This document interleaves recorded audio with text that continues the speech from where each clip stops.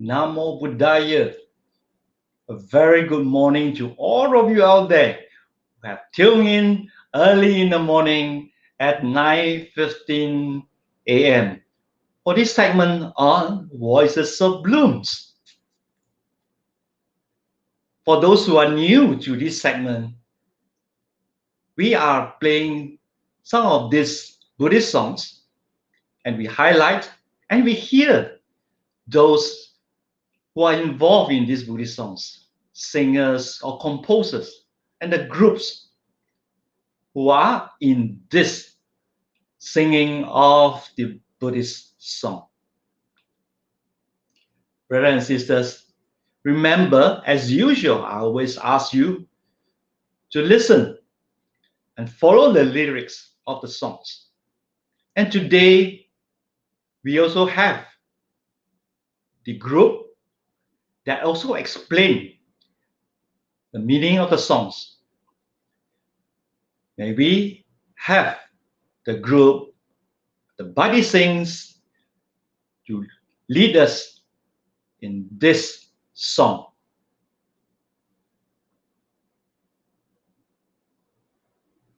Was written first started with Robin. Actually, he had the song idea. What inspired me to write Kata Nuta? I thought it was a special thing for camp to have a camp song. Because at that time we were writing for the Buddy Camp 2018. The words came quite natural to me because I wrote it from my own life experience. Kata Nuta actually means knowing and recognizing what has been done for one's benefit, and in short, it's gratitude.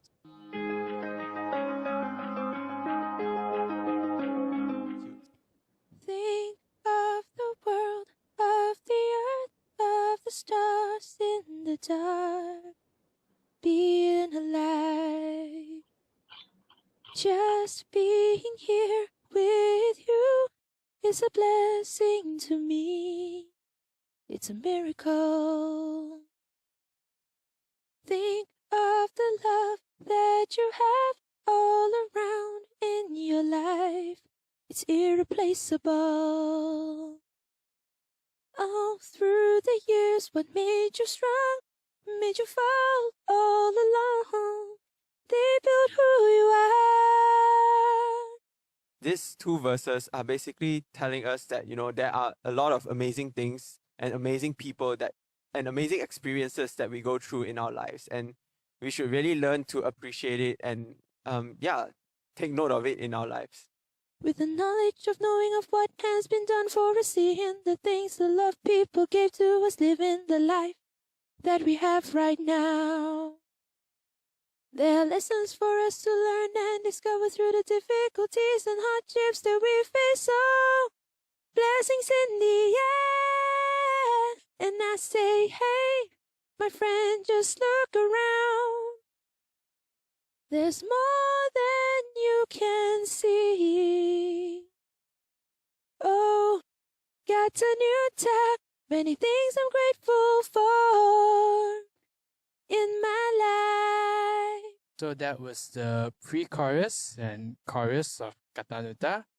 The chorus is basically shouting out to our friends out there to say, hey, look around, look at the people, look at the things people done for you, look at your life. There's so many things that have been done for your benefit, and you should be grateful for that. We may be blinded by the ones in our minds and losing what's right in front of us. Yep, so that was the bridge of Kata Nuta. Basically, what it means is that sometimes we are so focused on getting the things that we want. I mean, the things that we want are never ending. It's infinite. But sometimes we are too focused on what we want that we overlook and the things that we already have. There are things that are just right in front of us. So this teaches us not to take things for granted.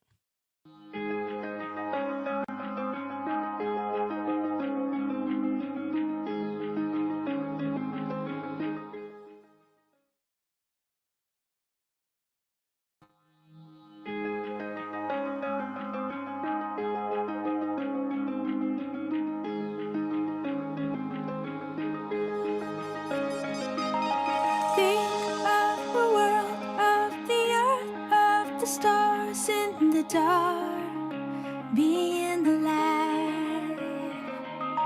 Just being here with you is a blessing to me. It's a miracle. With the knowledge of knowing of what has been done for us, seeing the things the love people gave to us, living the life that we have right now. There are lessons for us to learn and discover through the difficulties and hardships that we face. So, blessings in the air. And I say, hey, my friend, just look around. There's more than you can see. Oh, God's on your top. Many things I'm grateful for in my life.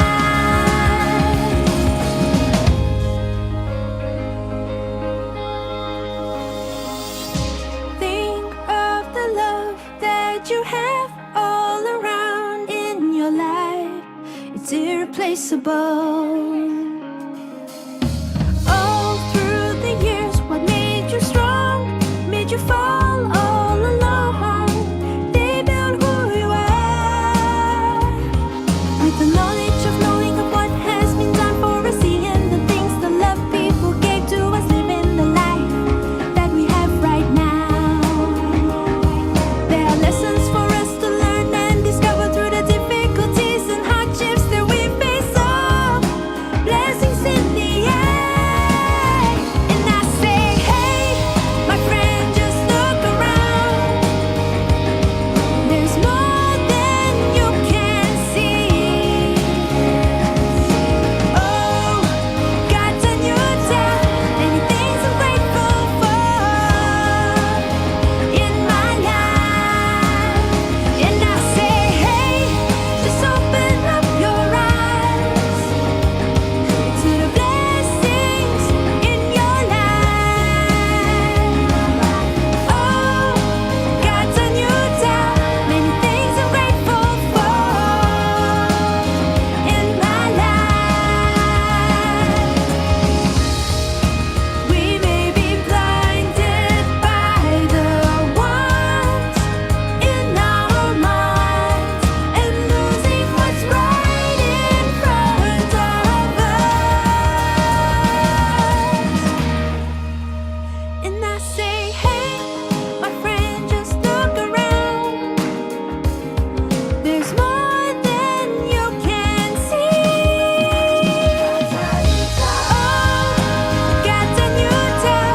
Many things I'm grateful for in my life. And I say, hey, just open up your heart to the people in your life. Oh, God's on your top.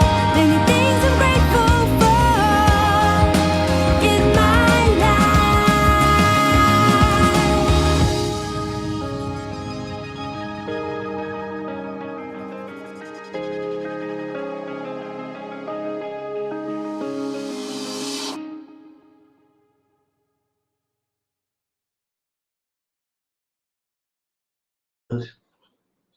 Isn't it a lovely song?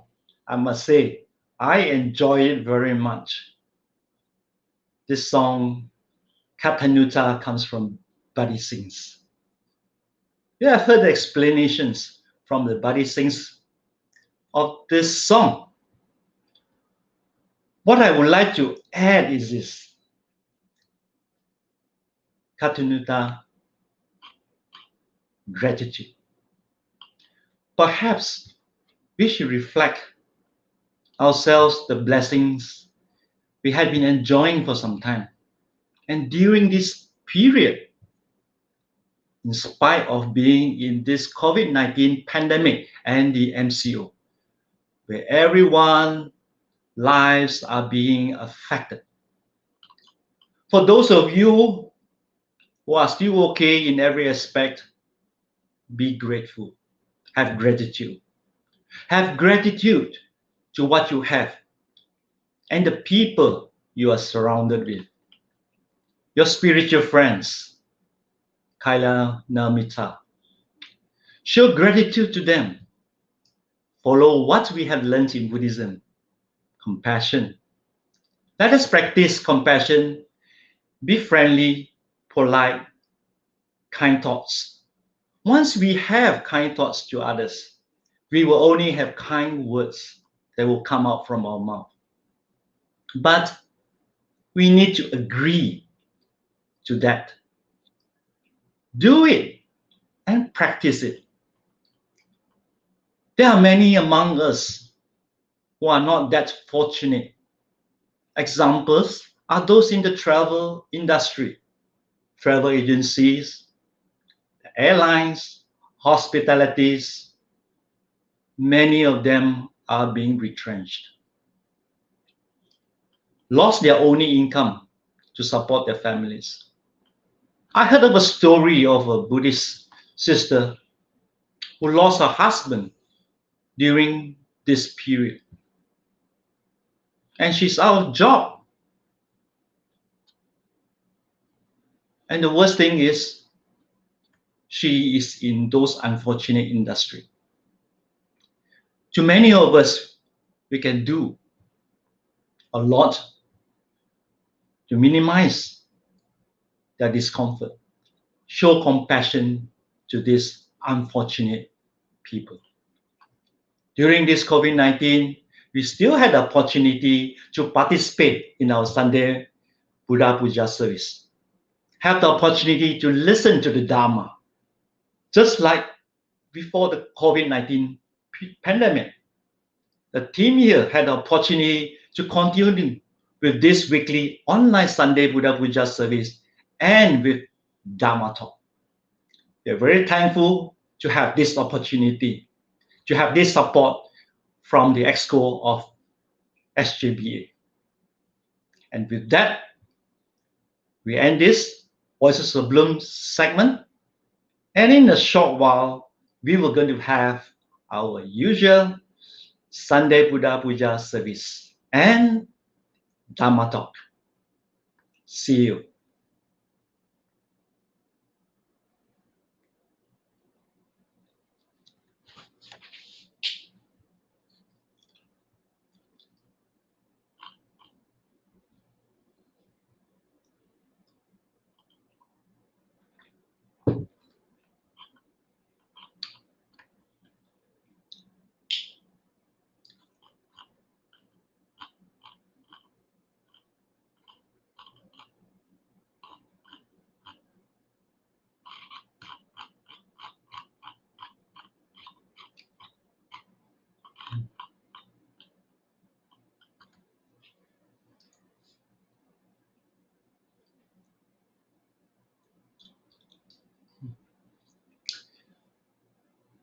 Namo Buddhaya, brother and sister in the Dharma, a very good morning.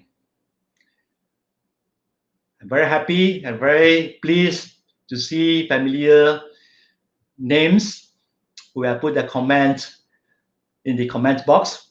Well done. And we are on to another session on our Sunday Buddha Puja service. Welcome, and please prepare a candle or oil lamp or anything else to offer at your altar. Wait for our announcement to light the candle together. During this online Buddha Puja service, remember to have a calm mind, even if you are encountering the problem. You may join us in the chanting. And today is our 50th online Sunday Buddha Puja service. And to those who are new, we are conducting this weekly online Puja service in order to give an opportunity to the Buddhist devotees near and far to continue with our Buddhist faith and practices during this period.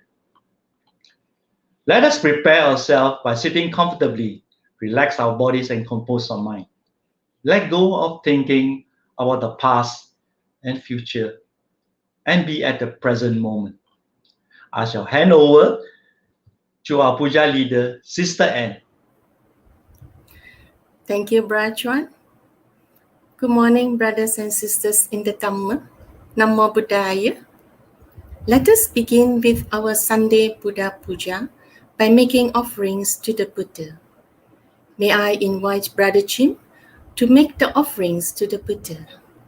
Brothers and sisters in the Dhamma, if you have prepared the offerings at your home, you may light your candles or oil lamps and make the offerings to the Buddha.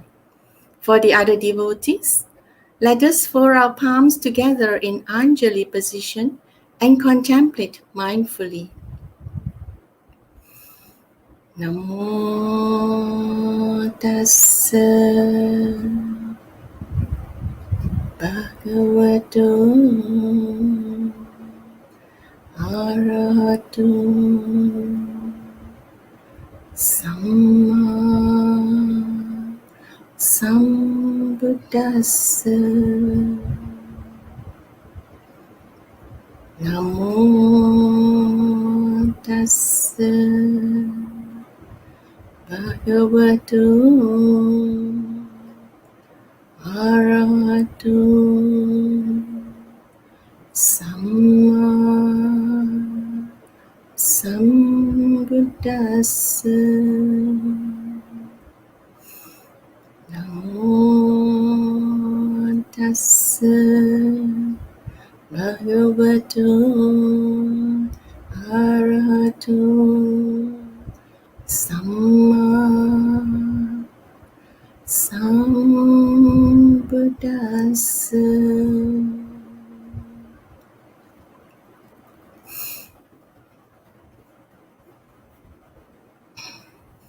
Brothers and sisters in the Dhamma, let us pay homage to the Triple Gem.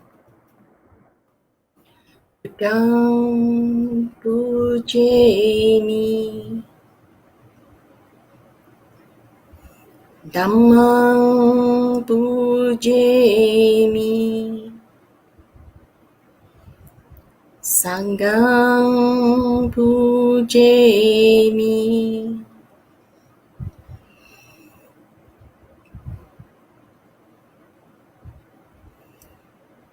Brothers and sisters in the Dhamma, let us together take refuge in the Triple Gem and observe the 5 precepts. Namo tassa bhagavato arahato samma sambuddhassa. Namo tassa bhagavato arahato samma sambuddhassa. Namo tassa bhagavato arahato samma sambuddhassa. Buddhang saranang gacchami, Dhammang saranang gacchami, Sanghang saranang gacchami.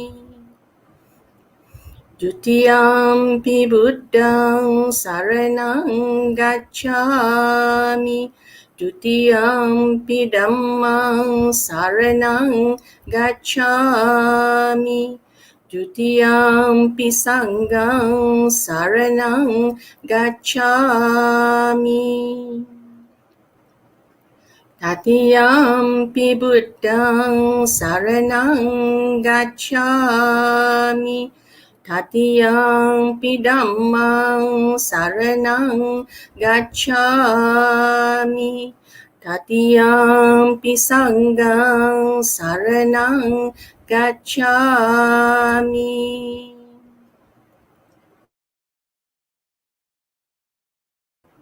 Panchasila. Panatipata veramani sikkhapadang samadhiyami.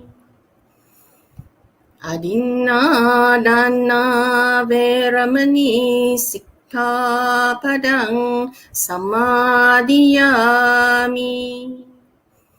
Kame sumichachara veramani sikkhapadang samadhiyami. Musavada Veramani Sikkhapadang Samadhiyami Suramiraya Majjapamadattana Veramani Sikkhapadang Samadhiyami Imani pancha sikkhapadani samadhiyami. Imani pancha sikkhapadani samadhiyami. Imani pancha sikkhapadani samadhiyami. Sadhu, sadhu, sadhu.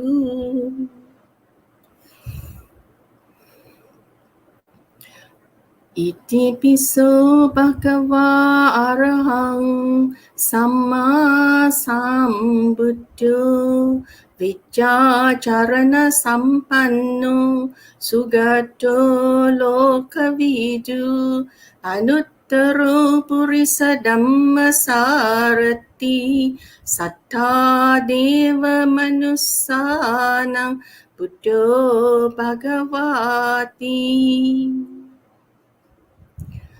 Swakato bhagavata dhammo sanditiko akaliko ehi passiko oppanayiko pacchatthang veditabbo vinyuhiti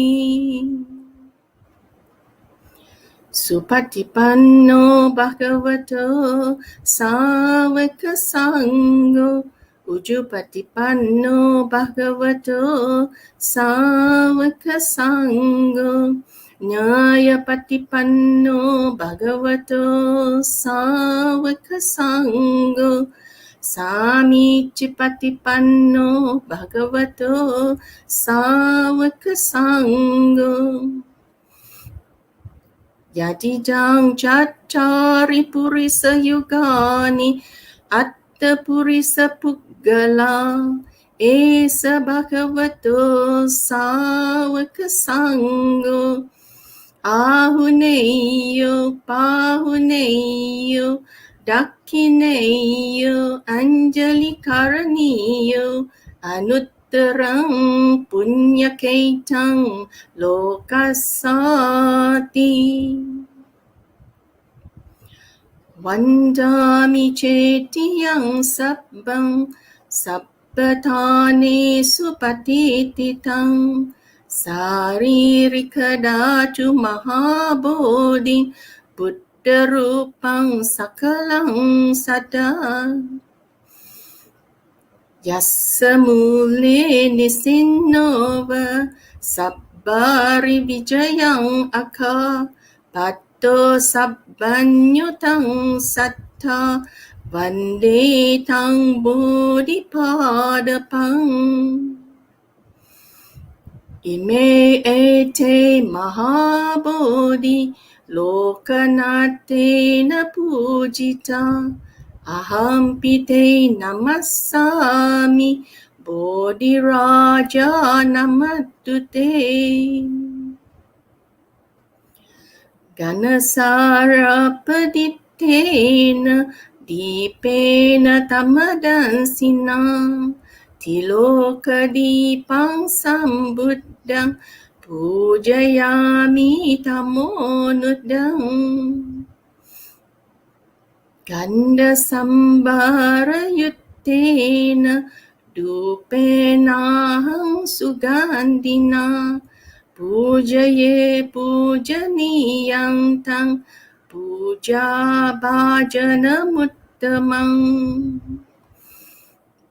Vanna ganda gunopetang etang kusuma santating Pujayami munindassa siripada saroruhe Pujemi buddhang kusumena nena punyena mittena cha hotu dukkang Puppang milayati yatha idam me kayo tata yati vinasabhavang Adivasetu no bante paniyang parikapitang anukampang upadaya patiganha muttamang Kayena vacha chittena pamadena maya katang Achayang kamame bante buripanya tathagata Kayena vacha chittena pamadena maya katang Achayang kamame dhamma sandittika akalika Kayena vacha chittena pamadena maya katang Achayang kamame sangha supatipanna anuttara Sadhu, sadhu, sadhu.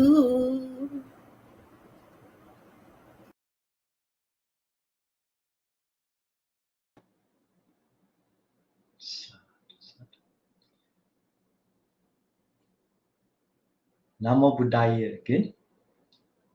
This morning, we have our Dharma speaker, Brother Didi Kuniwan.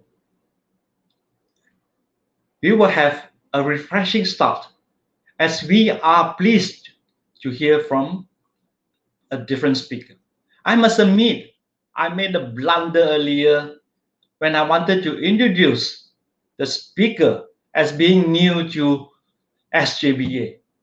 In fact, his experience and exposure to Buddhism is very much earlier than me.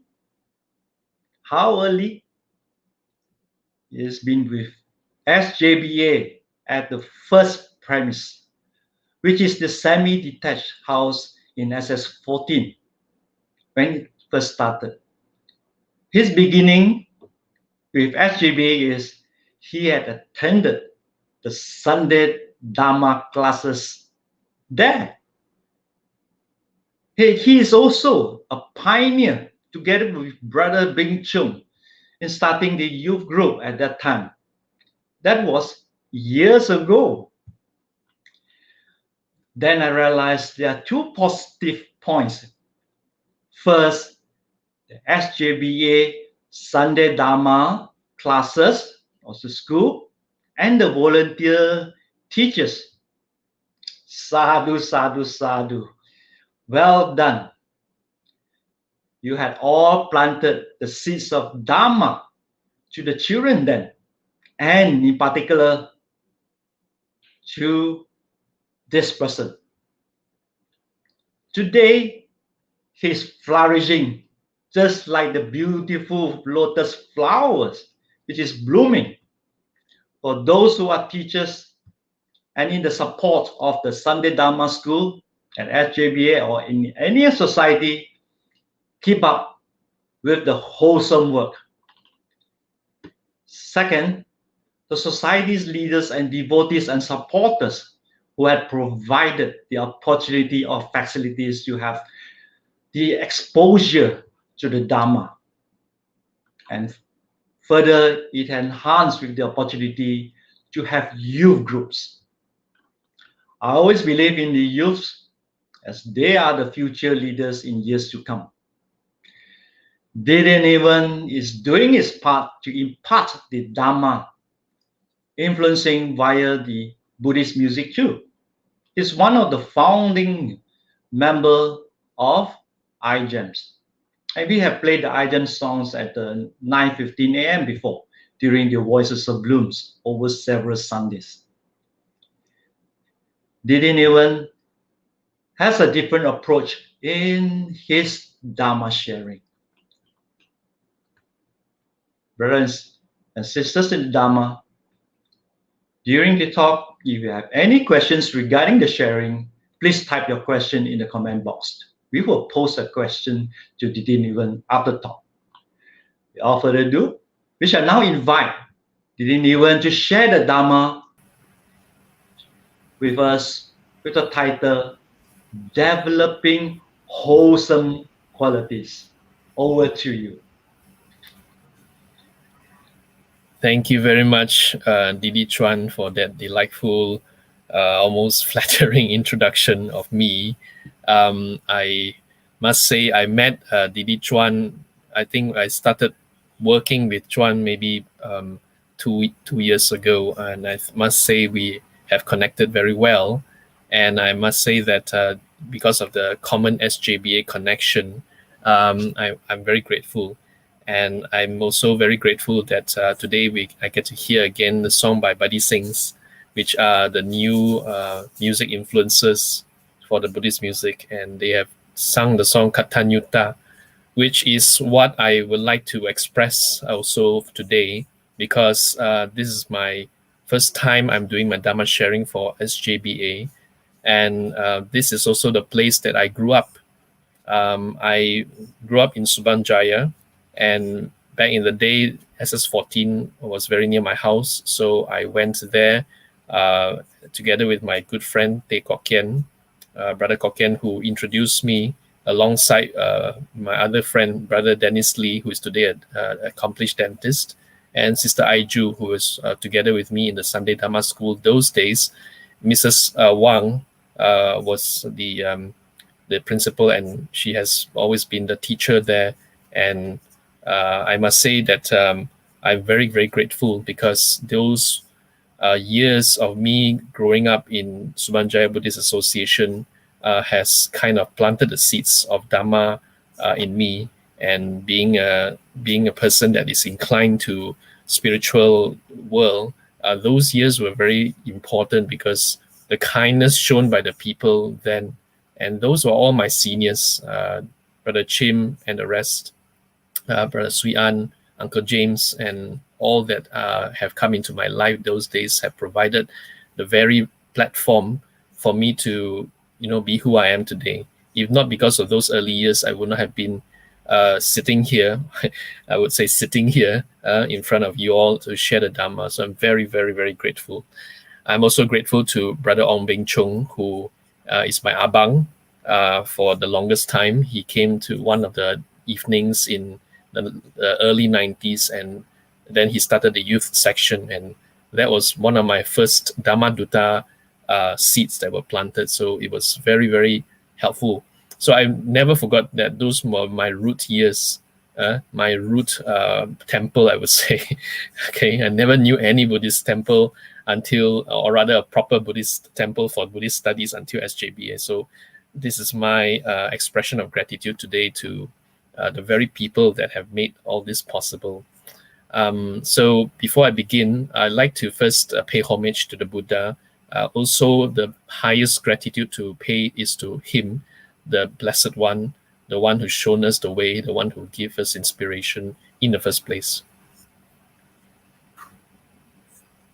Namo tassa bhagavato arahato samma sambuddhassa. Namo tassa bhagavato arahato samma sambuddhassa. Namo tassa bhagavato arahato samma sambuddhassa. Right, so today's topic is called developing wholesome qualities, or what we call skillful qualities or skillful habits.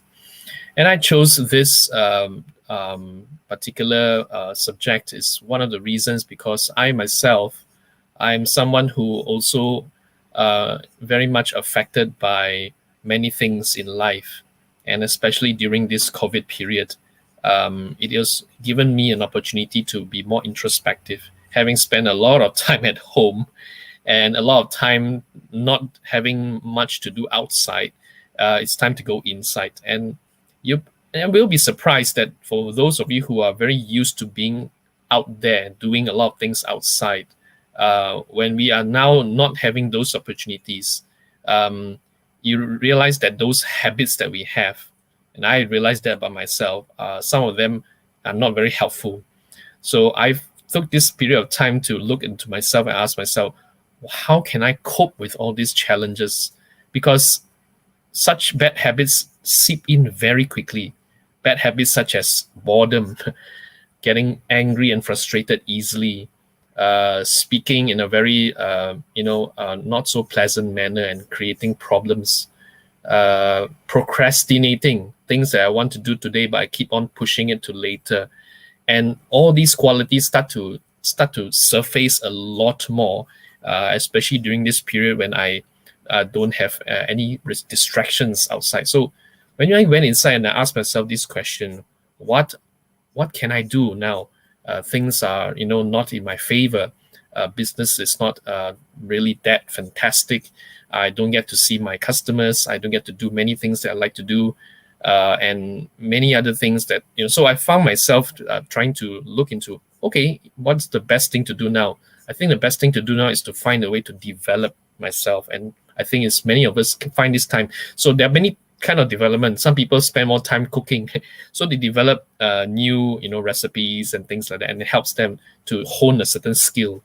There are many people who also hone up other skills as well. And for me, it's about finding a way to cope. And not only to cope, but to sail through this, challenging time.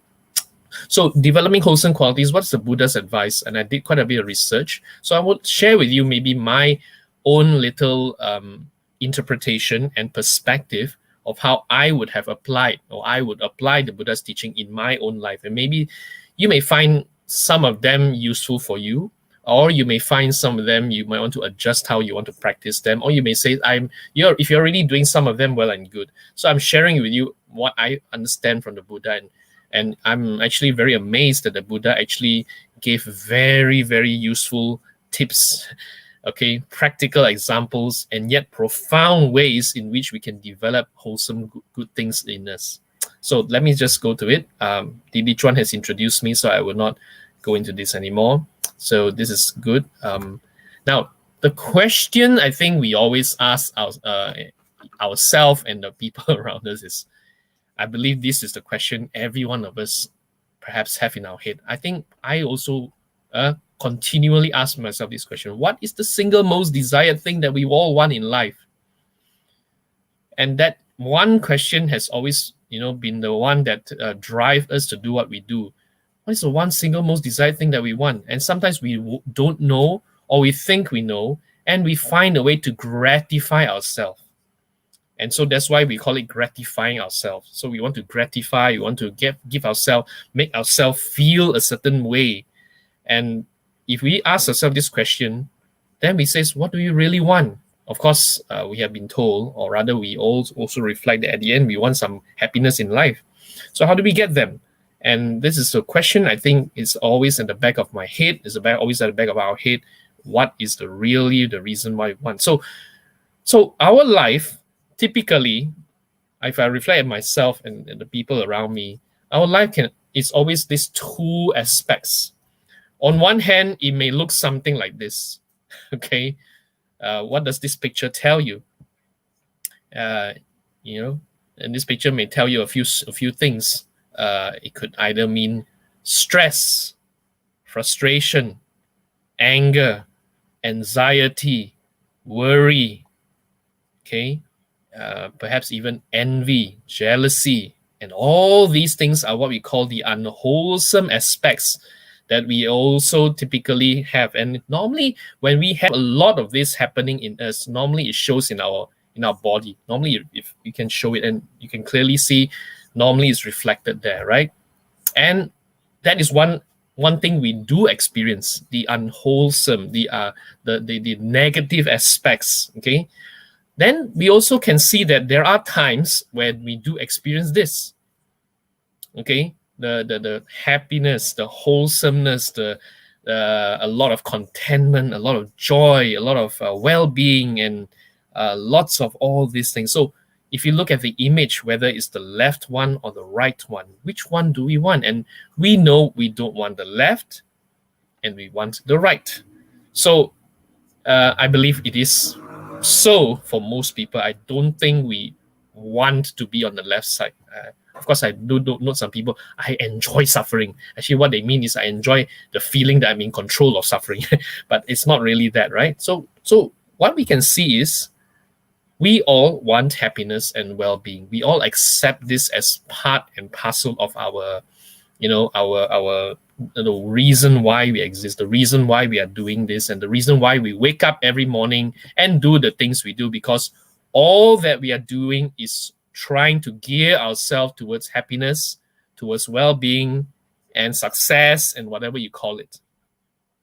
And we know that well-being and happiness, according to the Buddha and also based on our own experience, does not come automatically, right? And we know that it's not something that just like this, it happens. It's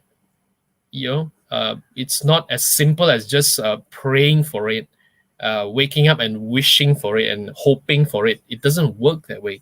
Some things that needs to be done in order to lead to well-being and happiness.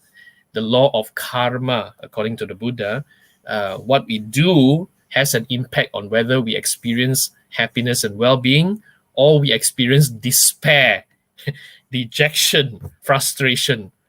The cause of it is normally based on what we do, how we behave, how we think, how we speak, and some things like that. So all this have to do with our habits, right?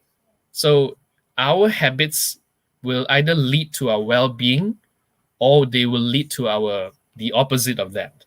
And if you look at what this means, our well-being depends on what we do consistently over a period of time. If you recognize this as a fact, you know that getting to happiness, getting to well-being is not something that happens overnight.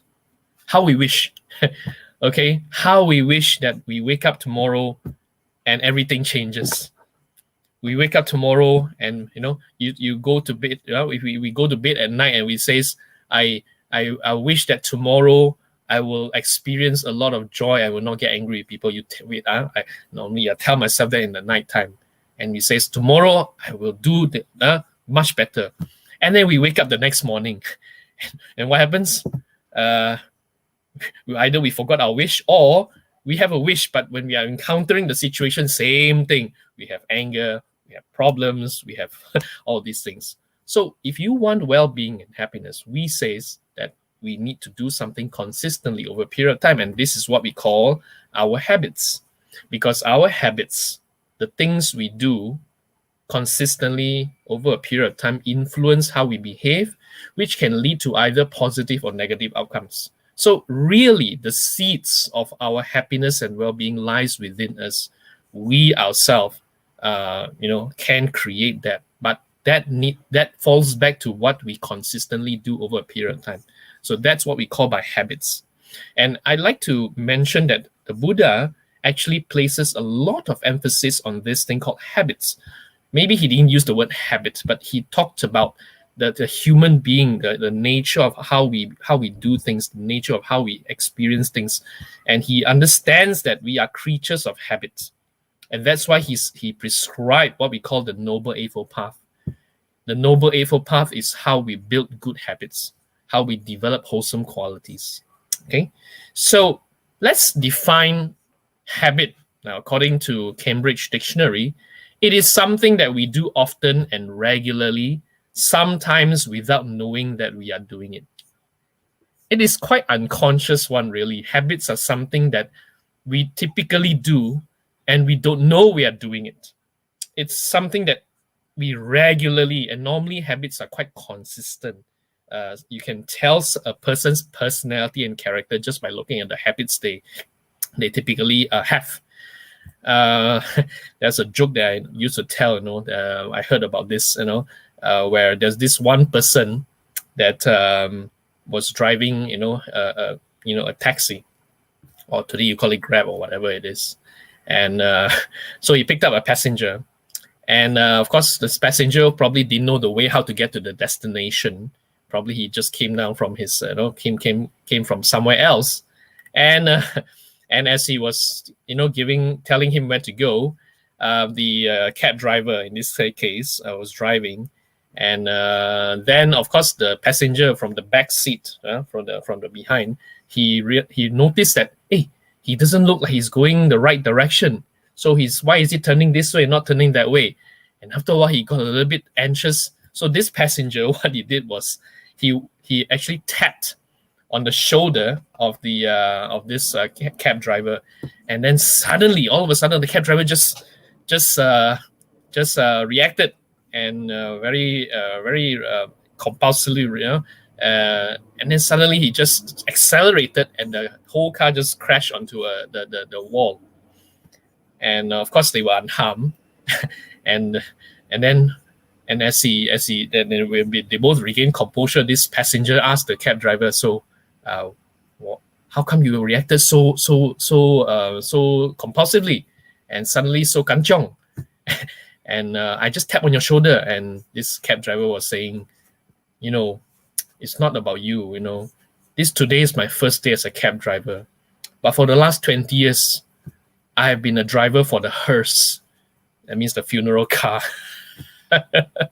so I suppose when he tapped the shoulder, he felt something. So he was a bit so anyway, I don't know if you got the joke, but I it's just a joke. But that just tells me that actually people's habits, are quite unconscious. We do things without us being conscious of them. Okay, so that's just one simple illustration. I'm sure you can relate. A lot of times we think we have control, and we think we have, some good idea on how we can shape ourselves, do things differently, but we know it's not so simple. Habits have a way of getting in the way.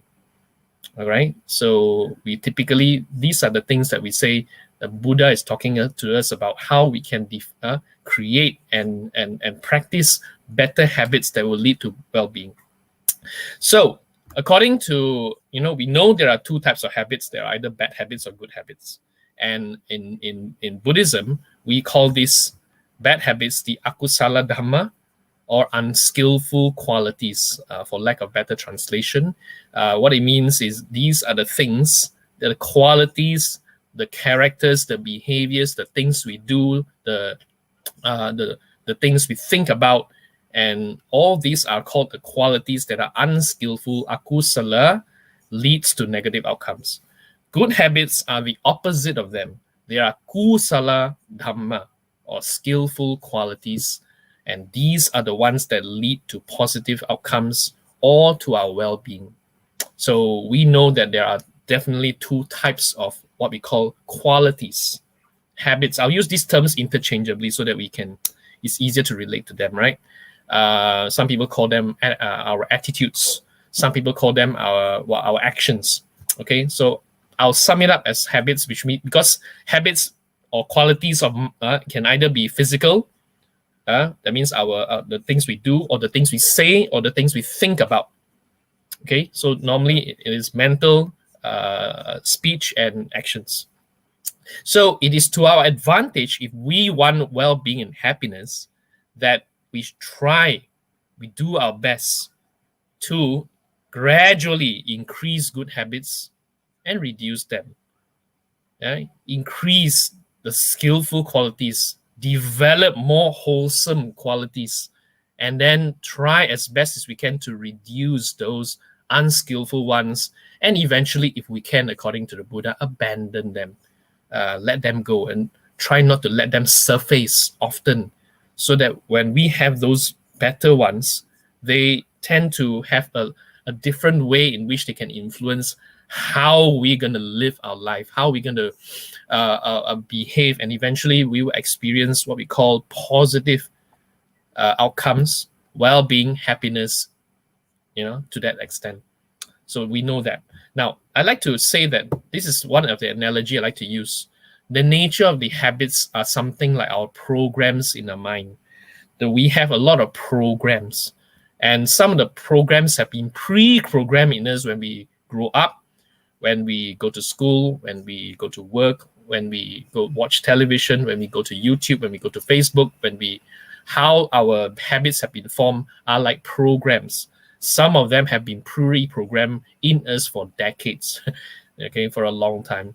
And so the nature of habits are like programs. So one of the ways in which we can help ourselves if we want to develop good habits is to reprogram or to have new programs, and we need to put them in there so that the programs in our mind will lead to well-being and happiness. We need better programs. We also need to upgrade our programs. Some of the programs that we have are actually outdated because the reality of today may be different from what we know 10, 20 years ago or 15 years ago, whichever applies. We may know some things in the past. We may know about a few things. Yeah, we may have studied about the Dharma a little bit in my early years. But if I don't have new programs today, if I don't continue to develop them, I know that eventually I will not be relevant in today's environment. So I need to reprogram, put in new programs so that we can have better, that lead to well-being. That's one analogy, okay? The other analogy I like to use for habits, which I like this one, is like farming. In farming, you need to put in the right conditions. The soil, there must be right. The temperature, water, sunshine. The seeds must also be the proper seeds. You get wrong seeds, lousy seeds, you also cannot grow. And not only that, after putting all those things there, you need to take care of them. There's time, there's effort, there's a lot of things that need to be put in order for the farm to have good crops, to have good outcomes. So it is something like us, isn't it? We are like this soil that we need to put the right conditions in so that it becomes, we will sow the seeds. We say the crops will be fresh and well, and that's what we need to do if you really, really want well-being and happiness. So, so the characteristic I find, the nature and the ingredients of good habits, typically there are three things that I find that are quite characteristic. We know that skillful qualities, wholesome qualities, they require these three. It doesn't come automatically. They require effort. There must be effort and energy put in. Okay, the Pali word here is virya. Okay, virya, interesting, is the root word is virya is the root word is vira, and we know vira from Malay. We know vira is a hero. So virya is about putting in heroic effort. It's almost like the hero who need to do something extraordinary. So having an effort is about putting the energy, putting the time, putting the resources into it. Then I also found that we also need to have care. They need to be developed and cultivated with lots of care. It's not enough just to strive for it and force ourselves to it. It won't work that way. Wholesome qualities need quite a lot of care. And the Buddha has subscribed to us to say metta, karuna, compassion, kindness, and these are the things that will be what we call the roots of those good habits. And of course, the other quality that, if you look at the analogy beforehand, is time. Good habits, skillful qualities take time to develop. They are not something that you press a button and that's it. So effort, care, and time. That's why we say the development of good habits is not a straightforward thing. It's easy for bad habits to grow. If you don't tend your farm, weeds will grow. The crops will not be taken good care of. It's easy to develop bad habits, but it's not so easy because good habits take these few things. And but it's possible, isn't it? I mean, if you put these things in there, then the conditions are there, eventually lead to positive outcomes. It's possible.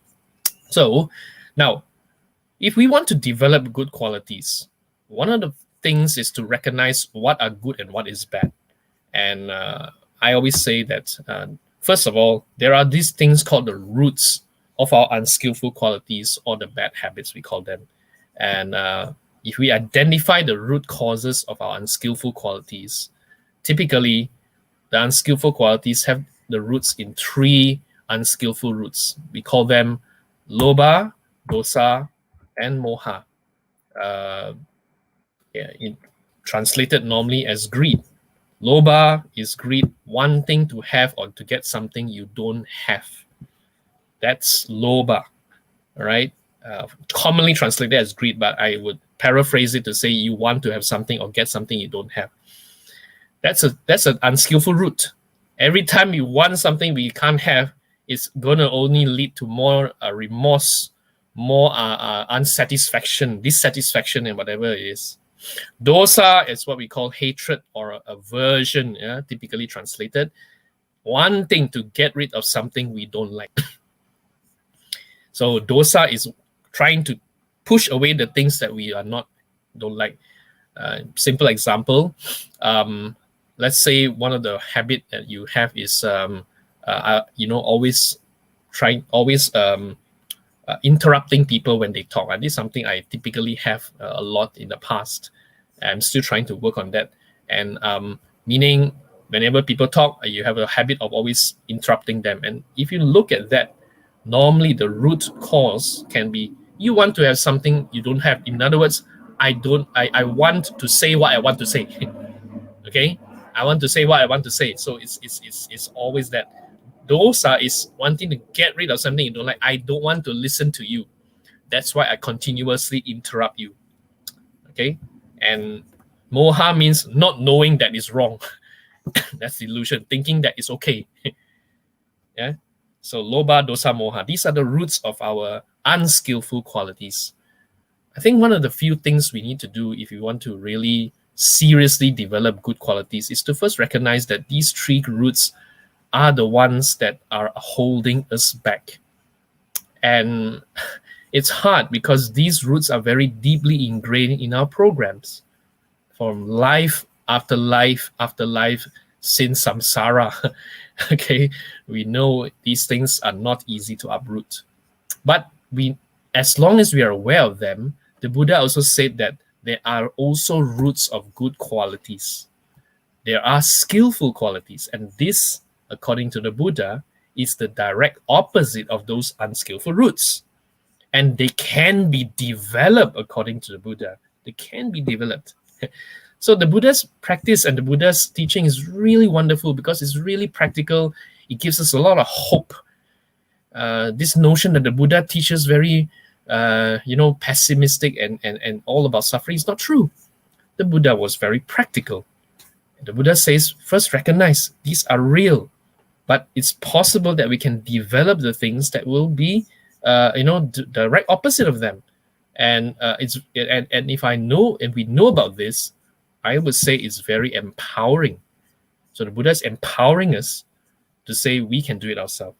So what is our roots? It's the direct opposite. Loba, dosa, moha. And the minute you put the word in front of that word, it means it's not. So non-greed. Yeah. Or if you want to take it further, it's about contentment. Contentment means being content with what we have, what we already have. And contentment is about going beyond gratifying the senses. If you examine it closely, a lot of our unskillful habits are actually, most of them have to do with gratifying the senses. Okay, we want to, indulge in certain things. When we want to gratify the senses, we tend to neglect those things that are developing the mind. We tend to gratify ourselves through the senses because we think that will lead us to some pleasurable states, such as one simple example is you all have handphones. We tend to scroll the Facebook and we keep scrolling and we keep scrolling. That's what we call gratifying the senses. Okay, without us knowing, half an hour passed and we're still scrolling and gapoing other people's news. I'm sorry to say that. That's what we typically do. Okay, so non-greed is being content. That means not even gratifying yourself on that. Dosa is about non-hatred. To me, any skillful roots, any good habits have this quality of care, kindness, and concern about the well-being for yourself and for others. So if you have this quality of caring about myself and about the other people's well-being, that's adosa or care, and non-hatred, non-aversion. Amoha means non-delusion, non-ignorance, having the right view, seeing that these are important. I give you my personal example. Since the MCO, I believe I have been developing some new habits. One of the habits that I think I'm not really saying successful, but I would say I'm trying to do it a lot more these days, is to practice what we call daily meditation. And normally, when I want to do a daily good sitting meditation, I need quiet. And having people in the house is normally not so simple, not so easy to have isolation and seclusion to be quiet. So what I have done is I have, because typically I know what time my family members wake up, so I told myself that if I want quiet, if I want some kind of peace so that I can practice meditation, I need to wake up very early. So I told myself the only time that is very quiet is before the dawn. So I wake up early before the sun rises and try to do it more consistently. And that's because I see this as important. I know that I would like to do this. And I told myself, I'm not going to sleep in because I told myself, let's not be so greedy about sleep. Let's not be so hateful and be so, let's care for myself a lot more, because I know these are very useful things that I must do on a daily basis. So when I have this right view, non-delusion, it helps. Okay, so now, so we now know that, first of all, we want well-being and happiness. We know that to get to well-being and happiness, we need to have good qualities, good habits. They could be mental habits, physical habits, verbal habits, whichever you call them. We also recognize that the roots of them are loba, dosa, moha, and the roots of the skillful ones are aloba, adosa, amoha. So we know these things already. So the next question that typically we can ask is, how do we cultivate them? More importantly, how do we sustain them? Okay, how do we sustain them? What is the Dharma-based approach to develop and sustain our skillful qualities, wholesome qualities? How do we do these things so that they lead to our well-being and happiness? Okay, and the Buddha has given very, very practical advice as to how these are done.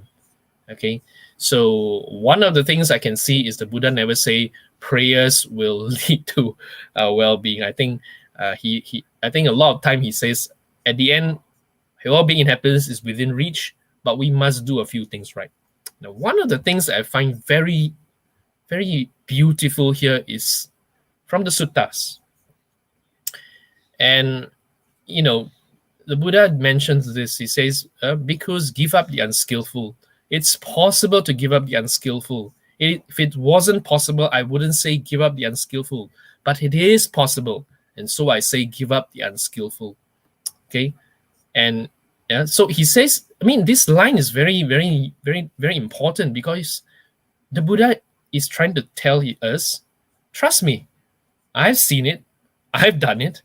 There's no reason why you can't. So it is a very, very beautiful way of putting it. He says, give it up. It's possible. If it's not possible, I won't tell you to do it, but it's possible. That's why I say do it. Give it up. And if you look at the following paragraph 3 there, bhikkhus, develop the skillful. It is possible to develop the skillful. If it wasn't possible, I wouldn't say develop the skillful. But it is possible, so I say develop the skillful. If developing the skillful led to harm and suffering, I wouldn't say develop the skillful. But developing the skillful leads to welfare and happiness, so I say develop the skillful. Now, this is a very, very, to me, very important teaching. The Buddha uttered these few words. It's not just to say things that are sounding nice. No, the Buddha is very clear to say we are all can be empowered to do the skillful and to abandon the unskillful. It is possible. We need to trust that they can be done.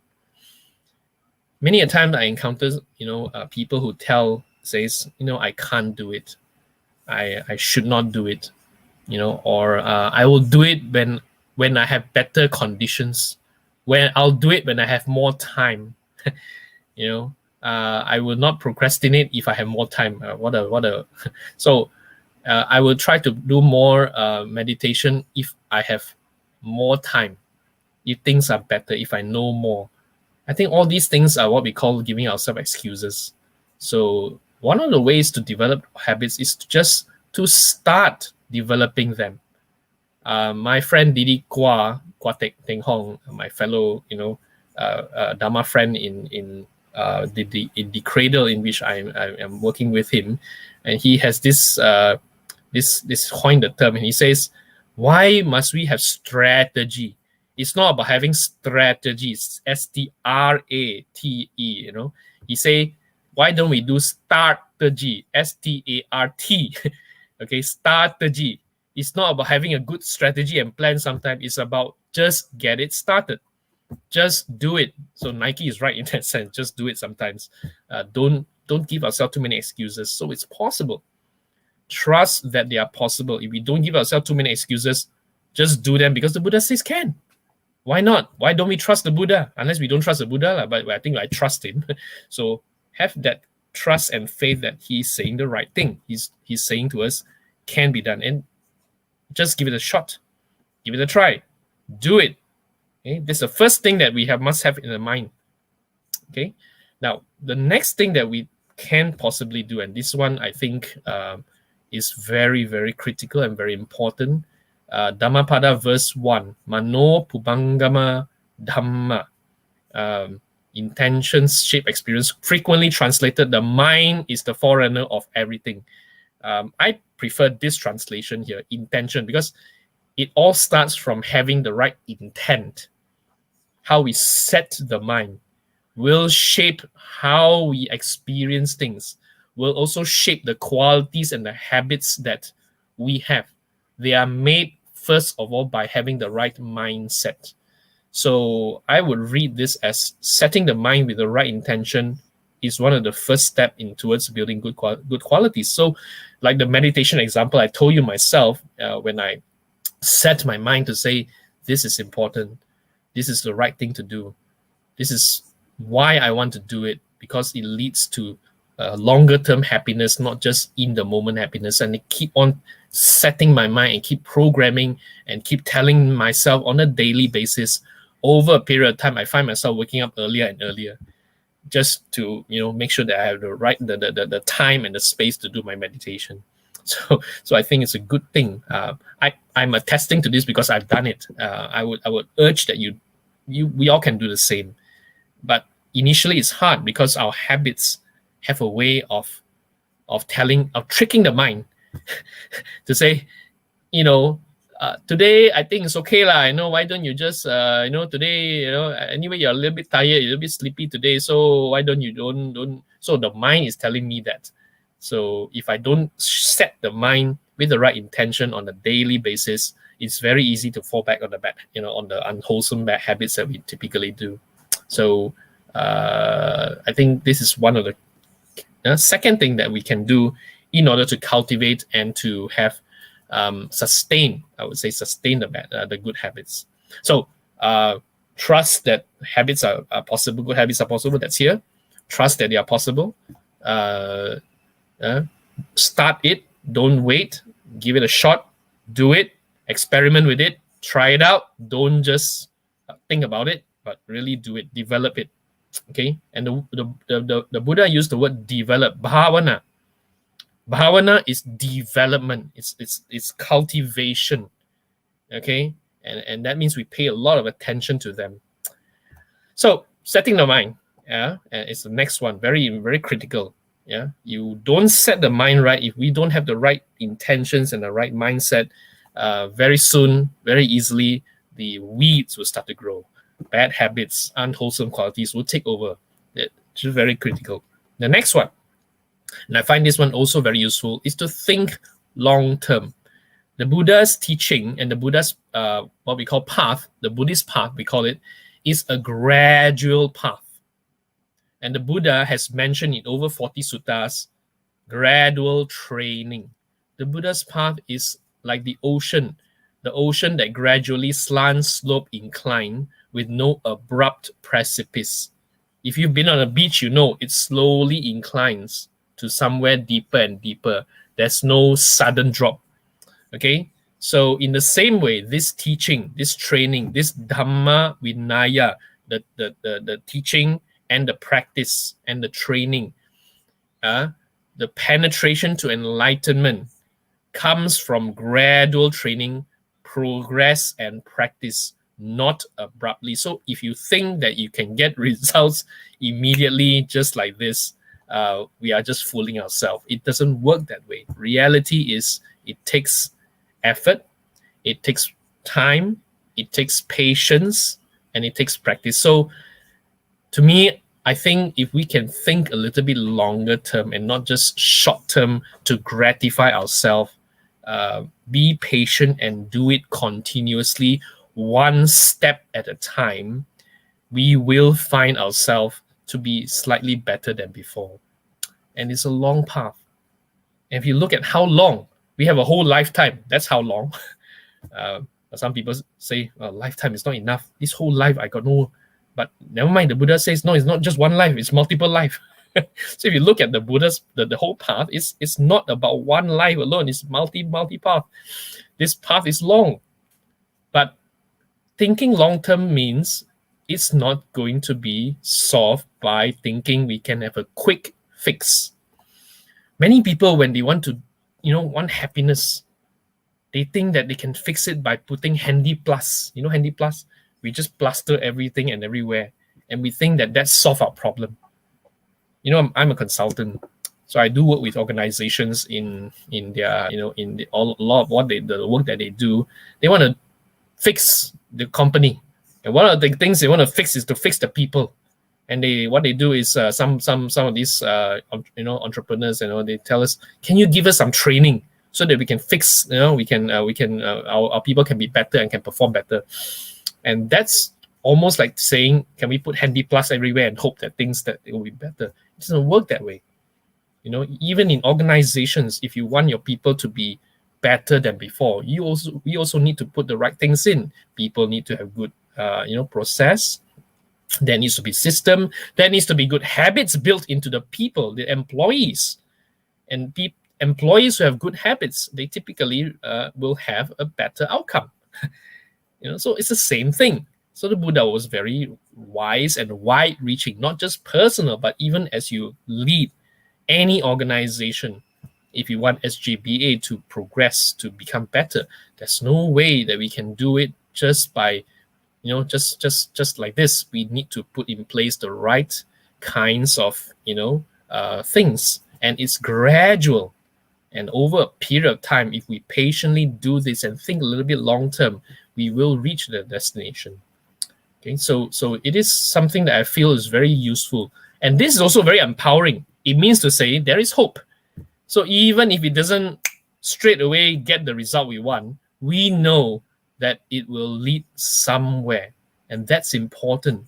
Okay, that's important. It's not something that says, it's not reachable. No, it's reachable. It's gradual.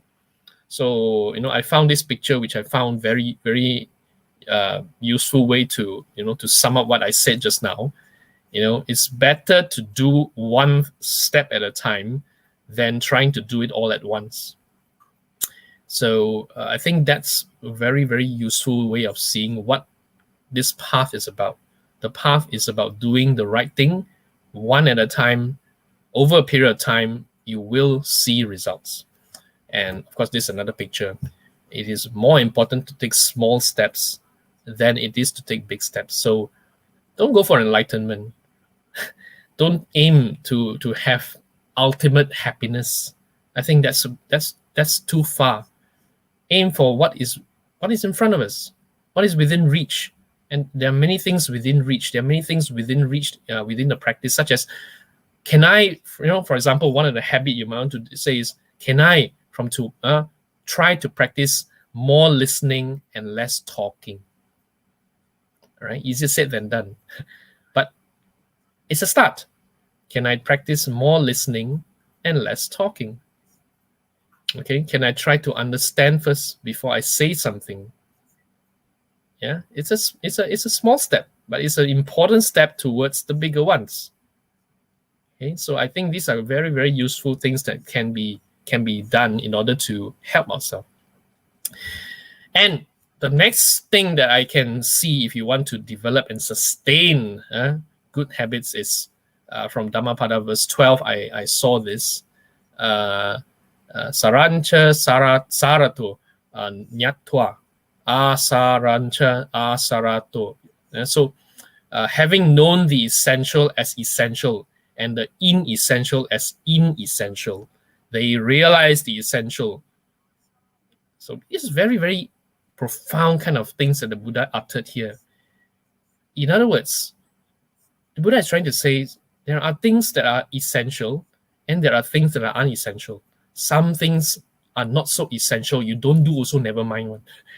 Don't pay attention also, never mind. These are unessential things. They are not so important in life one. But many people, many of us do focus and pay attention to the inessential, the things that do not lead to well-being and happiness, our unwholesome habits. It's easy to fall into that. But having known the essential as essential, we focus on those things that are essential, that are important. And we only have 24 hours. Can we spend more of our time developing the essential rather than spending a lot of our time spent on really wasting our time to do all those things that are not so important? This is very, very critical for us. It is to simplify. And I think simplifying is one thing I feel very useful if I were to look at my life. I'm very grateful and very thankful that I don't lead a complicated life. I think my life is quite simple, really. I live in a modest house with the essential things that I can have. I don't have a lot of things that I want to have in life. I don't need to drive fancy cars. I don't think I need to beautify my place. I don't need to look very fancy in front of people. I lead a very simple life, quite simple. So having simplicity really helps me to focus on what are essentials. That's why I can spend more time to prepare Dhamma talks, spend more time to serve the Dhamma and things like that. Because if I don't have a simplicity in my life, I may be very cluttered, with a lot of things. In fact, yesterday, 2 days or 3 days ago, we threw out a few things from the house, so it helped to free up the space. Okay, so and this next thing is also very, very critical. In fact, to me, this is the single most important thing. If we forget the earlier things, never forget this, because this is the one that will carry us for a very, very long time. And we are very familiar with this. Mangala Sutta, the first blessing, Asevanacha balanang pandita nancha sevanan. So not associating with the fools, associating with the wise. In other words, surround ourselves with the right people who have good influence on us, will help us to develop wholesome qualities. What the Buddha taught is to look at what we want for our life. We want success, we want well-being, we want happiness. Then better find the necessary conditions that will lead to the wholesome states. One of the prerequisites for sustaining our skillful qualities is to choose the kind of people we mix with. Who are the people we hang out with? Who are the people we spend a lot of time with? Who are the people that we consider the ones that we are emulating? These are the ones that will have a lot of influence on us, because we ourselves can't do it all by ourselves. We need the right people, the right supports, necessary ones. So if we surround ourselves with the right influence, chances are these people will have an effect on us. But if we surround ourselves with the wrong influence, then a lot of times they take us away from our intended. That's why some people, they look at their life and say, why my life so lousy? Why is my life so bad? Why do I not get all the things I want? And sometimes if you look at the people they hang out with, the people they spend a lot of time with, chances are they may be spending a lot of time with the people that take them away from their well-being. These are the people who tell you, yeah, Brother Niwan, this kind of thing, no need lah, you know. Why you know always spend so much time with all this Dharma work every night? I see you having this kind of meeting for what? It could be like this, you know, or it could be, for example, people who take you away from what your precepts are. You know, they try to say, I never mind lah. Today is New Year lah. I don't have a drink lah. You know, I'm talking about alcohol here. You know, once in a while, everybody have a drink. Why you so antisocial one? You know that these are not so good influence. So sometimes it's like this. The kind of people we have in our life will have an influence on us. And lastly, this is very important as well. Yeah. Puja cha pujani anang. In other words, those people that we find worthy of honoring. These are what we call our mentor. In my life, I have, at least I can say from the Dharma aspect, I have quite a few good mentors. My initial years in SJBA, I think, Brother Chim and those people up there, and also Brother Beng Chong, who is one of my early coach, Sister Mian, who also was part of the Subanjaya Buddhist Association seniors, Sister Yi Yong, and Brother Boon Ken, and those who were my seniors. Some of them were actually very good mentor and guide and coach. They are my partners in developing my good qualities. Along the way, I also found people like Brother Wong Ting Song, Dato Sri Dr. Victor Wee, and presently Didi Tan Hua Chai is also one of my key mentor and guide. So I'm really happy that along my life, I've been blessed to have good mentors that somehow or other will challenge me, coach me, and provide me, with the right orientation that I do not sway from, my intention, my path. So I think this is something very, very useful.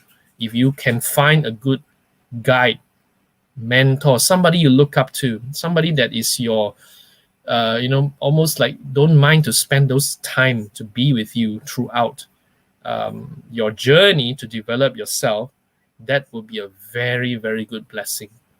So seek them out. Yeah, find your mentor. So to sum up, these are the few things that I find very useful, at least for me, to help me to develop positive qualities, good habits, wholesome things, trust that the good habits are possible, set the mind, think long term, one step at a time, focus on the essentials, simplify your life, and associate with the right people. I think if we can do a few of these things, may not be everything, but even if we can do one or two and keep these in mind, it looks simple, really, but it's really not that simple. That's why the Buddha spends 45 years to repeat. It's almost like repetition, right? He mentions this in one sutta, and then there's another sutta. So there's the fact that so many suttas mention quite similar things goes to show that he didn't give one Dhamma talk. He didn't give one teaching to only one group of people. He went and repeatedly almost like sing the same song over and over and over until the whole community has developed new habits that will lead to well-being and happiness. And it's a lifetime. So this journey for well-being and happiness starts from somewhere, leading to somewhere, and eventually lead to the outcome that we want. Okay, so I'd like to just sum up by saying these few things. So I hope that you have maybe picked up a few ideas from me, and maybe I can have a bit of discussion and see whether there are any questions from the floor as well. So thank you all. I'll stop my presentation. I hope we will, with this you will find good things that you can take with you. Yeah. Sadhu, sadhu, sadhu. Excellent, Brother Niwan. Namo Buddhaya, brothers and sisters in the Dharma, and welcome back to Subanjaya Buddhist Association. Didi, Brother Niwan. It has been Yes. seen so many years ago that Uncle Chim used to see you and your contemporaries. I do Mark Gui, Kokian, tennis, and etc. etc. Yes. Around and playing guitars and singing Buddhist hymns at our old center at the Semiti House in SS14. Now that you have grown up, successful and blessed to have this passion and mission in spreading the Dharma, we are so happy for you. Thank you so much for the very interesting, very inspiring, and very educational talk this morning on how to Yes. develop our wholesome qualities for our well-being and happiness. Thank you so much for sharing with us also your personal experience and also so many good references from the sutta. We shall now proceed with the question answer. Yeah. Brothers and sisters in Dharma, if you have any questions for Brother Niwan, you may post a question in the comment box. However, we may not be able to answer all questions due to time constraint. Any question? Yeah. I see one here. This question is, I worry about my children's future, especially in their tertiary education. How can the Dharma be applied regarding this worry to overcome this worrying habit? I do chant a mantra to calm my mind. It works only temporary when I'm chanting. I remind myself life is uncertain and impermanent. Am I on the right track? Since the reality is the present moment of worrying. Mindfulness about the cause of the worry makes the situation worse.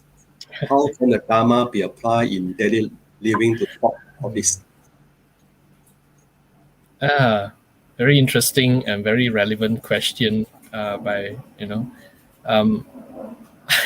I must say, or to be honest, my children have yet to reach tertiary education. So I may not be as qualified to, but I do have teenagers who are on the way towards tertiary. In another 3 years, I think my son would have gone to foundation year in college. So maybe from that perspective, I do have the similar, what we call concern about whether or not my children will be well, their future is all right. I think every parent, and I'm not exempt from it, is very, very concerned about the future of our children. I think this is something that, as a parent, we are always very concerned about this. I think the question here is about the worrying, right? Chanting mantra and all that. Okay, I think if we are worried and we are very anxious and very concerned about things, it's perhaps it's only normal. And I suppose being worried is not something bad entirely, but when we let it overcome us and it becomes a central part of what we experience, it can overwhelm. And that excessive worrying and being anxious and having the anxiety is really, really something that can bring us to a state where we feel helpless. And then it perpetuates and it becomes something that is very, very, it leads to a lot of health problems as well, I must say. You can't sleep well, you can't eat well, and things like that. So yes, I think chanting does help. I think some form of, calming the mind does help. Reminding myself that life is uncertain and impermanent. I think this is whether you have right view, seeing that, for example, this COVID situation is something that makes me and anyone feels very helpless. And we know that helplessness is a very, very unwholesome state of mind. Feeling the helplessness is even worse. So having the right mindset would help. So perhaps having a Dhamma background with the right view and seeing things properly would help. Seeing it is uncertain and impermanent. I agree with you, brother. You and on the right end, and if you ask if you're on the right track, it is. So I think not trying to solve the worry problem is only going to cause more worry.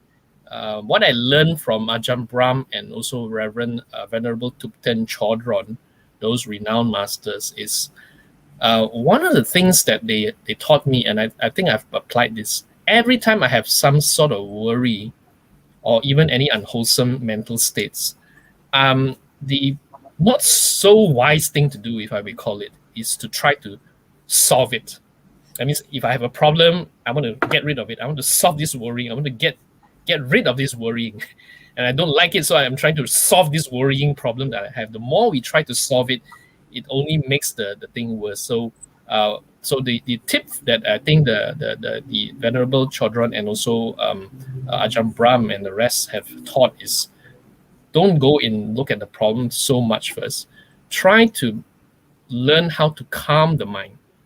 So calm first, then solve it later, which means in the first place, having a calm mind, having a right mind, having a right, what we call serene, would be very, very helpful.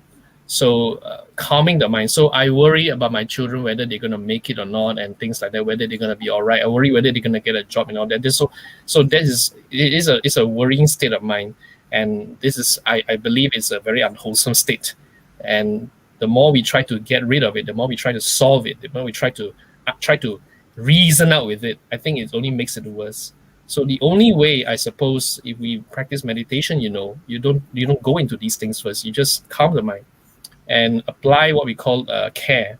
And I care so much about myself, I care so much about my well-being, that I'm going to keep myself to be calm and peaceful and tell myself it's okay.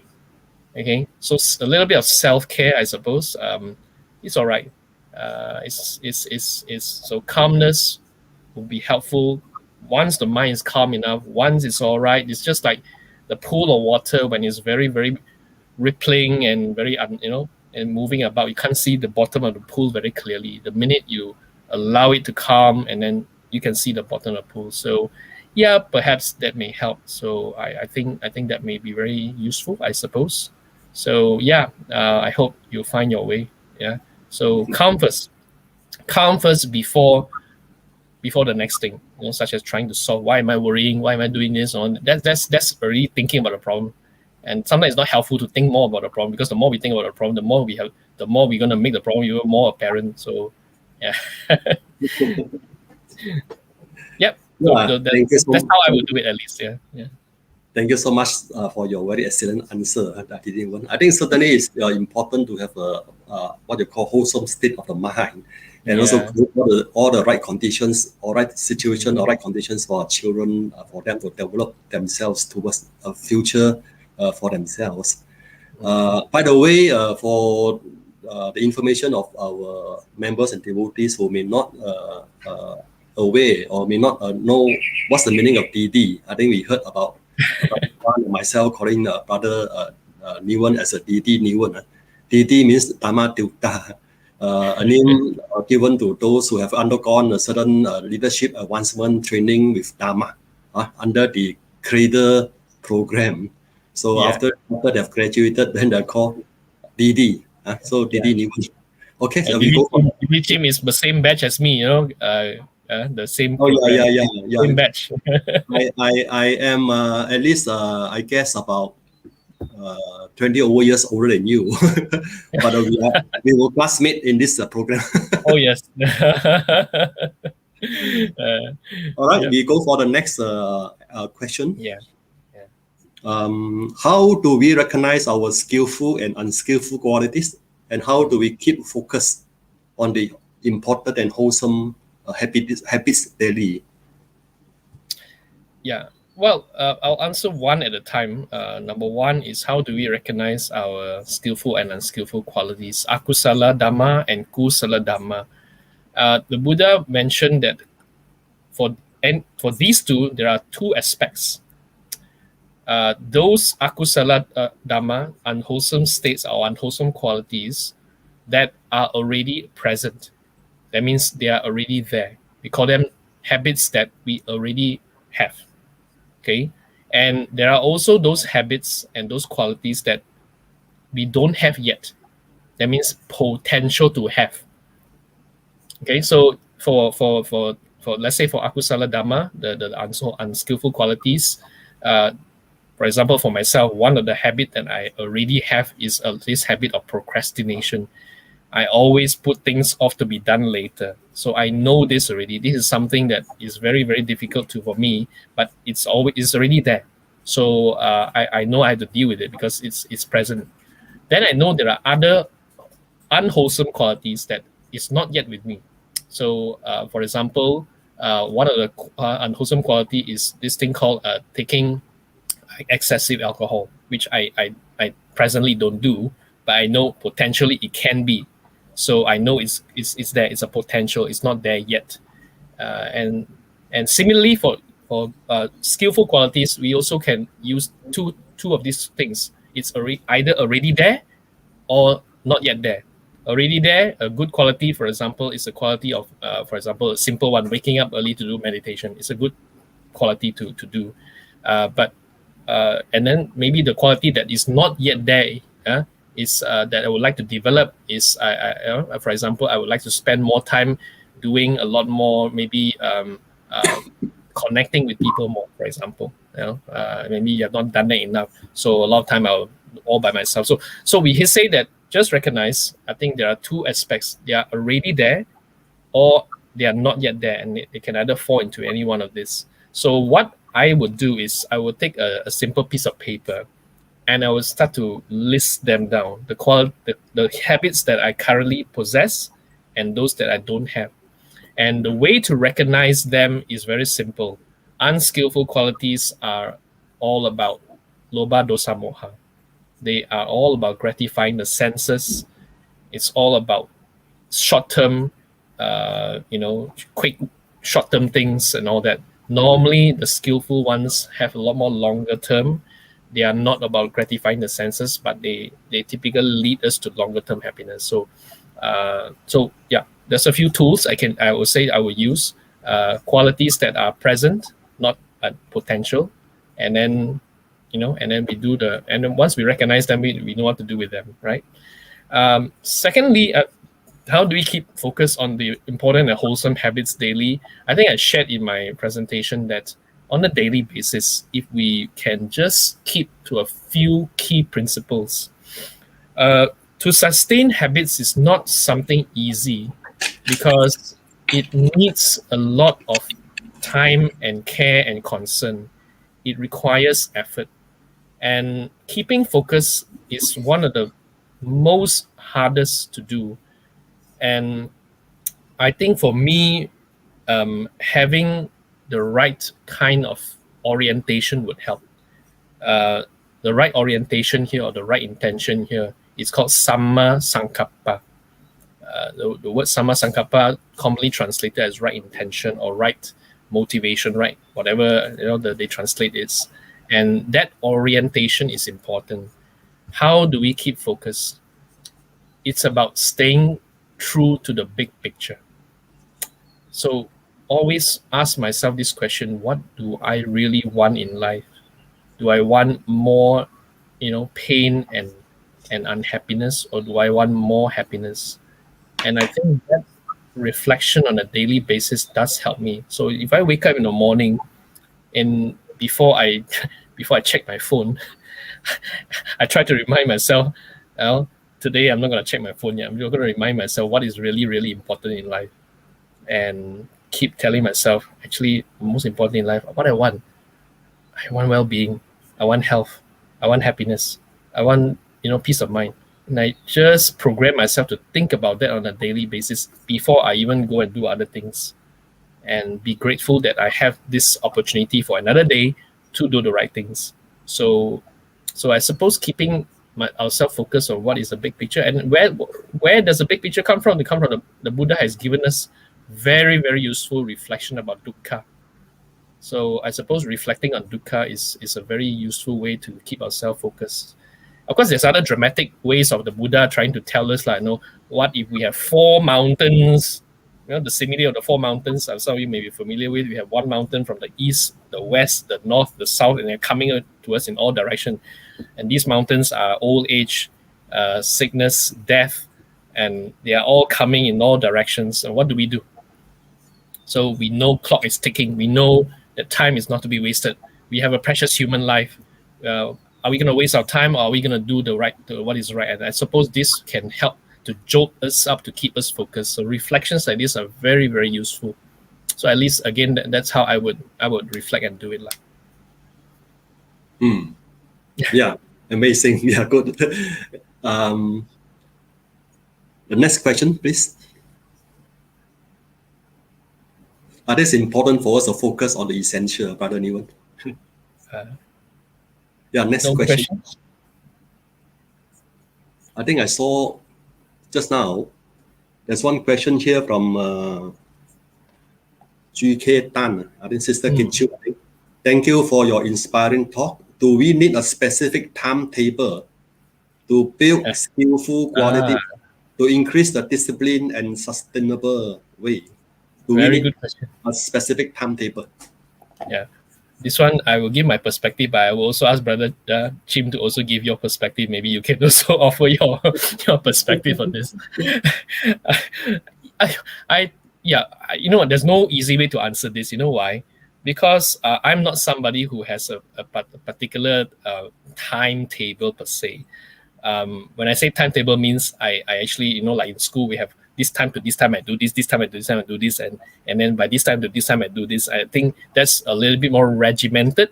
Some people do have that where they actually specify the time and then what they do at this time what they do at this time. Some people do that. I personally I don't, and I'll tell you why I don't do that. I wouldn't say I would use a timetable, but I do have a simple planner. And the way I do my planner is not about the timetable. The way I do the planner is about, I list down, first of all, this is something I learned from the 7 Habits approach. I put down what are the most important roles I have for, let's say, for the week. I have a role, for example, one of my roles for this week is called being a Dharma speaker. And one of the key things I must do is to prepare for this talk. So that I need to take time to do that. So I put it down, and then I make it into my my agenda, that no matter how busy I am, that become my critical agenda. I must put it down. In other words, I'm not gonna tell myself I will do it only when I got time. If it's so important, if I don't put it into the schedule, it won't work. You see, it won't happen. For example, let's say one of the habit I want to build is the habit of reading, and if I do not have a specific agenda to say reading this particular chapter or this sutta is important enough for me to put in my schedule, chances are I won't do it. So one of the things that to help is perhaps I would not have a timetable, but I will put those important things that I feel is very, very important in my life, and I make that into my priority. That means I put it down there. I don't care how busy I am. I'm going to make that happen. So that's how I would do it. So as to whether we need a specific routine, I think routines do help. Personally, I find routines help. Having a routine in the morning especially would be very helpful to set the kind of orientation I have throughout the day. Doing those small little things in the beginning of the day that will help me to maybe sail through the day in a proper manner. Along the way, there'll be distractions, there'll be interruptions, there'll be many things that will take me away from what I intend to do. But I tell myself, if I am very focused on these few important things, if I don't get to do it in the better half of the day, I will make sure that towards the evening, I'll make sure that happens. So let's say I'm very busy for the entire week and I have no time to prepare this Dharma talk. Then towards the last minute, I still not prepared for it. I'm going to be in deep trouble. So I have to tell myself, if it's so important, come what may, that's something I would put in there. And I think that's what Dhamma Vinaya is about. The Dhamma practice. It's not about I got time only I do lah. When the things are better only I do lah. COVID over only I start lah. I think that won't help. So yeah, perhaps Sister Tan, I wouldn't say a timetable, but I would say make those things a priority, put them into the right thing, and keep them in front of us. I think that would be very useful to help us. Yeah, maybe Didi Chief, you may have a perspective. I don't know. Yeah, thank you. Anyway, for me personally, also I have not been having a specific timetable all these years. I think life for me somehow over the years I have not much formal training how to be how to have what they call more wholesome qualities for my what they call the happy and meaningful life. But over the years, I would say that I learned from trial and error, mistakes here and there, and fortunately also it's a blessing for me to be eventually to come into contact with the Dharma, with the what you call the formation of Subang Jaya Buddhist Association. In fact, I mean, just as a Samba, even as a father, I have no, of course, no experience before, no training before. And when my children were small, especially my eldest daughter was small, I think I saw I make a lot of mistakes. Fortunately, my children went to the Sunday Dharma school. I think they pick out a lot of good habits, a lot of wholesome qualities in the temple. And also, besides that, also like what Brother Didi Newan has mentioned just now about the 7 habits, I also read about that book by this Stephen Covey, isn't it? Yes. Yeah. In fact, I start to learn a few things that eventually helps me to be a better father as well, other than what I've learned, other than what Dharma I've learned in SJBA. So, but then I think it's good. This is a very good question by Sister, I think Kichu, I think GK Tan. Maybe it's good time for some of those Buddhist motivational leaders to come out with some kind of recommended timetable for people like us who have gone through all this life over the years, try and error and making many mistakes along the way. Fortunately, things turn out well. And interesting is that when I read the suttas, there's a lot of examples of how the Buddha himself actually kept to a certain discipline. I think he recommended a way of life to the monks that I don't think he fixed any timetable for them, but he more or less, given a certain guideline to say, you need to focus on the essentials.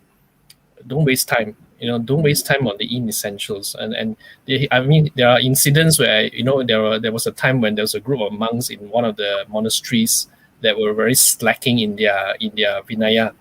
They were not doing the things that they're supposed to do, and a lot of times after a while, when the Buddha, when people start to become a little bit, take things a little bit easy and all that kind of thing, and then that's where we start to develop bad habits, lah. That's where the bad habits start to come, because we start to be negligent. So we start to forget that these are so important. So these monks do become negligent in that place, and I think the news reached the Buddha that these monks were very negligent, and the Buddha actually went there, and and in a way told them off, and says, how can you, how come, and he reminded them again of the importance. So I suppose reminders like this are very important for us to keep focused. Since we talk about 7 habits, maybe I give one more example. Stephen Covey mentions about 2 things: the clock and the compass. If you're familiar with the concept, the clock is about time, the compass is about direction, and many people live their life according to the clock. Wake up, I do this. Got time, I do this. By the time I do this, and things like that. And we go through the so-called the routine, and every day is pretty much the same lah. Doing things on a following the schedule of the clock. And after a while, you notice, we become very negligent, because it's just the same thing over and over, right? But if we have a compass, and I think the Buddha has given us a very good compass. The compass is about the cessation of suffering. That's what he wants to see. The letting go of all these greed, hatred, and delusion. Those things, if we keep those in front of us, that's the direction. And that's very, very key. If we can keep that as a direction, come what may, even if, let's say, we are busy, even if, let's say, we have not the right conditions, we will make the conditions in a way that will lead to those things.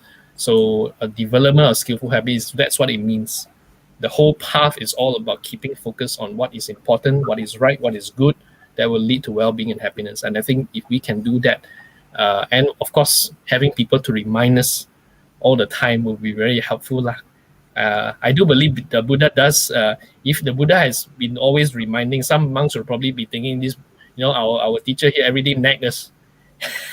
Okay, I think that's not, to them it's nagging, but actually the intention is to remind us of those things that we are doing on a daily basis. So having good friends help.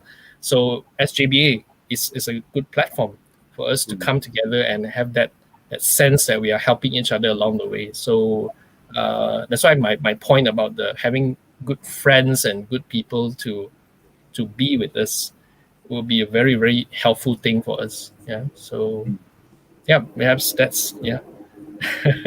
Yeah, amazing.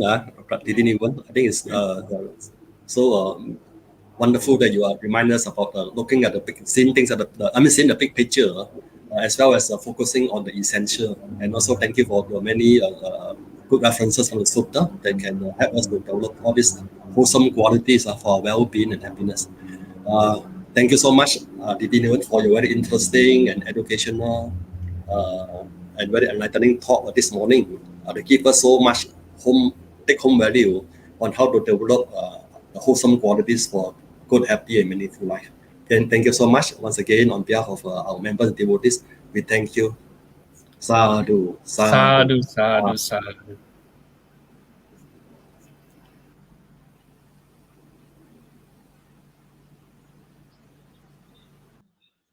Sadhu, sadhu, sadhu again to our speaker this morning. From this morning's Dharma sharing, what will be our takeaway? How do we act on it? Many of us can start to look at all our habits that we had accumulated throughout the years. We can have many different answers. Look at our spiritual friends. They are the support to us to develop good habits. Wholesome or unwholesome habits need to be looked at. Thank you very much. It gives me a reminder. It gives us a reminder how we can develop ourselves further. Sadhu, sadhu, sadhu. Thank you very much for the enlightening Dharma sharing and the enlightening answers during the Q&A session. Please help me to thank the speaker, the Nguyen, brothers and sisters in the Dharma. This morning, we have participated in the Sunday Buddha Puja service, listening to this very wholesome Dharma sharing, and with a good discussion during the Q&A. With the merits accrued, let us dedicate merits to all our departed relatives, family, friends, and all beings, and may they rejoice in the merits. During this COVID-19 pandemic, many are being affected. May those being affected by the COVID-19 to have a speedy recovery, free from suffering, be well and happy. Padidana. Akasata bummata devanaga mahedika punyantang anumoditva chirang rakantu lokasasanang chirang rakantu desanang chirang rakantu mang parang etavata cha amhehi sambadang punya sampadang sabbe deva sabbe satta sabbe bhuta anumodantu sabba sampatti siddhya. Idang menya tinang hotu sukita hontu nyatayo. Idang menya tinang hotu sukita hontu nyatayo. Idang menya tinang hotu sukita hontu nyatayo. Imang no punya bagang mata pitunanja acharyananja sabba satananja sabba mitananja sabba mitananja sabba nyatinanja sabba petananja sabba devatananja Bhajema. Imang no punya bagang sabba satanang dema sabbe sata sukita hontu. Aspiration. Imina punya kamena mame bala samagamo satang samagamo hotu yavanibana pattiya. Idang me punyang asawakaya vahang hotu. Idang me punyang nibbanasa pacayo hotu. Sadhu, sadhu, sadhu. Before we end, brothers and sisters in the Dharma, let us pay homage to the Triple Gem. Buddhang pujemi, Dhammang pujemi, Sanghang pujemi.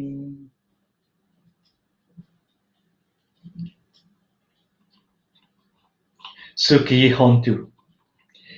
To all our devotees, sadhu to those who have participated in our Buddha Puja, till the end with the dedication of merits.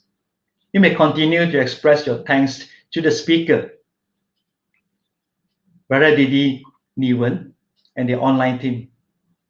We have come to the end of this 50th online Sunday Buddha Puja service. Do visit us again.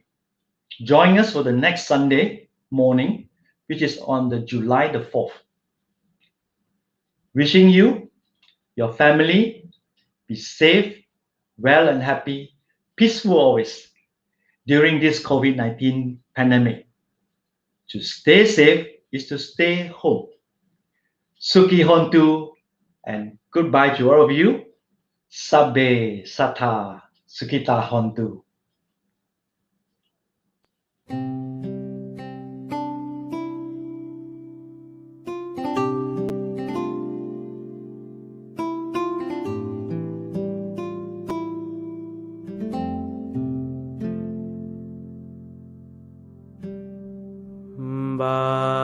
Bahong sahan semabhinim mite sayudantang ngirimi kelang uditego Sasene marang Dana di dhamma vidina Jitwa munindo